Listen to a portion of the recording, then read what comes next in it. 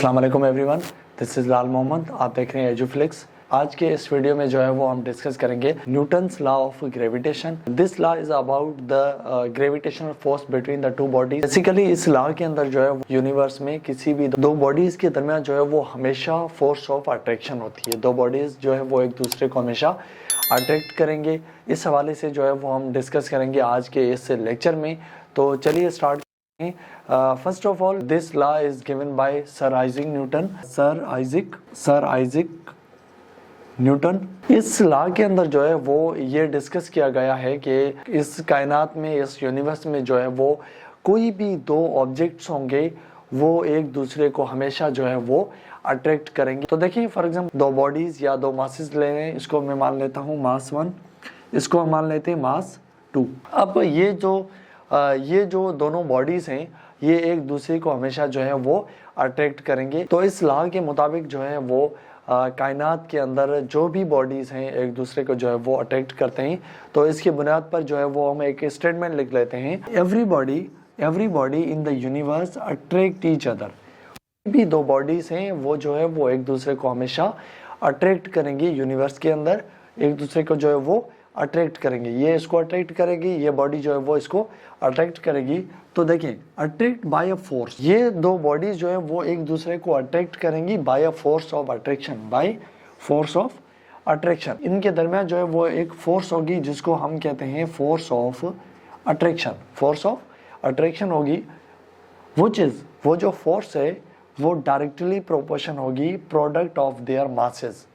इन masses के जो है वो प्रोडक्ट के डायरेक्ट प्रोपोर्शन होगी और देन जो है वो inversely proportion to square the distance between their its centres. अब ये जो फोर्स ऑफ अट्रैक्शन है ये डायरेक्टली प्रोपोर्शन होगी इनके प्रोडक्ट ऑफ मासेस के और इनवर्सली प्रोपोर्शन होगी इनके दरमियान, इनके सेंटर्स के दरमियान जो डिस्टेंस है उसके जो है वो इनवर्स प्रोपोर्शन होगी। देखिए अब तो इस स्टेटमेंट की बुनियाद पर जो है वो हम ये कह लेते हैं कि फोर्स जो है वो डायरेक्टली प्रोपोर्शन है। फोर्स जो है वो क्या है, डायरेक्टली प्रोपोर्शन है प्रोडक्ट ऑफ देयर मासेस। तो यहाँ पे आप देख लें तो ये इसको हम मान लेते हैं ये दोनों हमारे पास मासेस हैं। इस स्टेटमेंट के बेसिस पे जो है वो हम एक मैथमेटिकल इक्वेशन बना लेते हैं। देखिए फोर्स जो है वो डायरेक्टली प्रोपोर्शन है प्रोडक्ट ऑफ देयर मासेस। हम ये कह सकते हैं m1 into m2। Then it is inversely proportion to square of distance between their centres. इन सेंटर्स के दरमियान जो डिस्टेंस होगा इसको हम डिनोट करते हैं r से। इसको जो है वो आप डिनोट कर सकते हैं r से।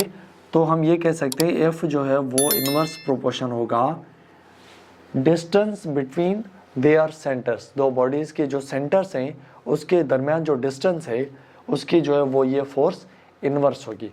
अब ये जो है वो इन दोनों इक्वेशंस को जो है वो हम जब कंबाइन करेंगे तो f जो है वो डायरेक्टली प्रोपोर्शन होगा m1 m2 upon r square. तो हमारे पास जो है वो ये इक्वेशन आ जाएगी कि फोर्स जो है वो फोर्स ऑफ अट्रैक्शन जो है वो डायरेक्टली प्रोपोर्शन है m1 m2 के और इनवर्सली प्रोपोर्शन है distance between their centres. Okay, ये चीज़ क्लियर है। अब स्टेटमेंट के मुताबिक जो है वो हमारे पास इक्वेशन आ गई कि फोर्स जो है वो डायरेक्टली प्रोपोर्शन है प्रोडक्ट ऑफ देयर मासेस और इनवर्सली प्रोपोर्शन है डिस्टेंस बिटवीन देयर सेंटर्स। तो इस इक्वेशन को जो है वो आप ले लें। फोर्स जो है वो डायरेक्टली प्रोपोर्शन है m1 m2 और इनवर्सली प्रोपोर्शन है r स्क्वायर के। तो जब ये प्रोपोर्शन साइन जो है वो जब हम हटाएंगे तो यहाँ पर जो है वो आ जाएगा g m1 m2 r square. ये हमारे पास फाइनल इक्वेशन आ गई फोर्स ऑफ अट्रैक्शन की दो बॉडीज के दरमियान। अब ये जो यहाँ पर g है इस g को जो है वो हम कहते हैं universal gravitational constant.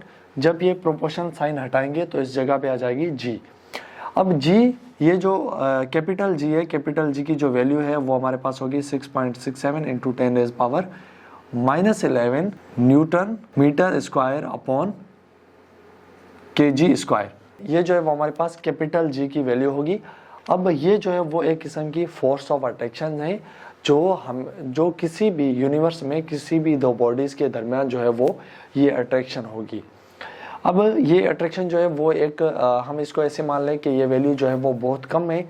For example हम आपस में जो है वो चल रहे हैं, घूम फिर रहे हैं, तो इस लॉ के मुताबिक होना ये चाहिए था कि एक दूसरे की तरफ हम जो है वो अट्रैक्ट हों, हम जो है वो खिंचे चले जाएं दूसरी तरफ, किसी ऑब्जेक्ट की तरफ या किसी इंसान की तरफ, लेकिन हम नहीं जा पाते, अट्रैक्ट नहीं होते, क्योंकि उनके दरमियान जो है वो फोर्स की वैल्यू एक तो बहुत कम है, एक जो है वो वैल्यू फोर्स ऑफ अट्रैक्शन जो है वो बहुत कम है। और दूसरा जो रीज़न है वो ये है कि दो बॉडीज़, अब ये दो बॉडीज़ हैं, ये बॉडी जब इसको अट्रैक्ट करेगी इसको, तो उतनी सेम फोर्स के साथ ये बॉडी भी इसको अट्रैक्ट करेगी। Okay, clear? बॉडी ए जो है वो बी को जितनी फोर्स के साथ अट्रैक्ट करेगी, बॉडी बी जो है वो उसी फोर्स के साथ जो है वो अपना रिएक्शन दिखाएगी।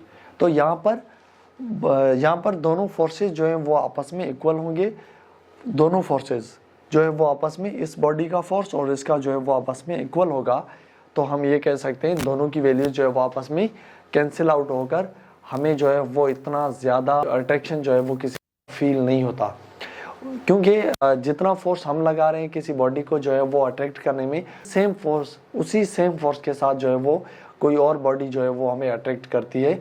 तो इस वजह से हम जो है वो उसी इतना ज़्यादा अट्रैक्ट नहीं होते। ओके, क्लियर है चीज़? अब ये जो है वो हमारे पास इक्वेशन आ गई, फाइनल इक्वेशन जो है वो फोर्स ऑफ अट्रैक्शन की, न्यूटन्स लॉ ऑफ ग्रेविटेशन की जो है वो फाइनल इक्वेशन है ये हमारे पास, कि फोर्स जो है equals to Gm1m2 upon R square.